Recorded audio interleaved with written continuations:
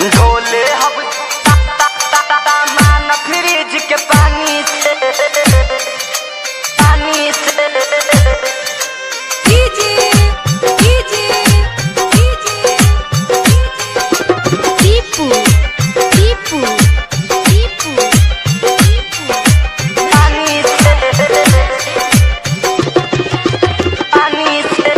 अइले ना भातार हमर राजधानी से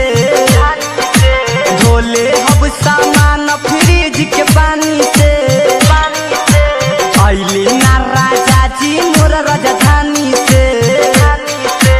ढोले हब सामान फ्रिज के पानी से पानी से अइले ना राजा जी मोर राजधानी से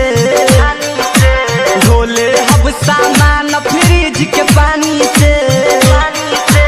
अइले ना राजा जी मोर राजधानी से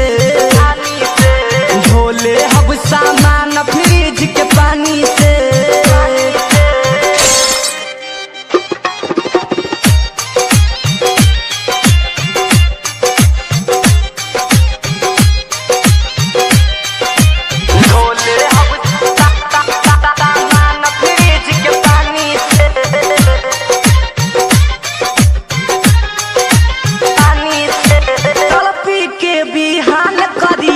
राती हो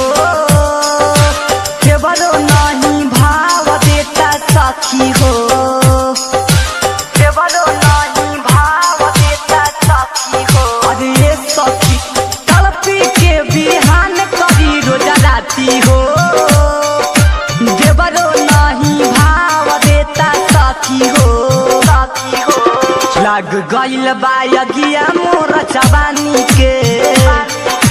ढोले हब सामान फ्रिज के पानी से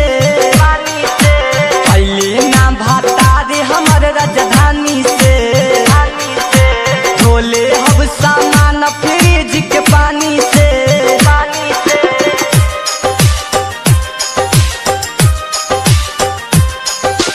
ढोले हब सामान फ्रिज के पानी से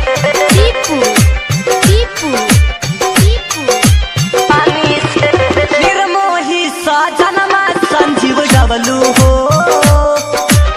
अमित यासिक अरविंद विक्की बबलू हो अमित यासिक अरविंद विक्की बबलू हो निर्मोही सजनमा संजीव डबलू हो अमित यासिक अरविंद विवेक बबलू हो अरुण त्यागी करे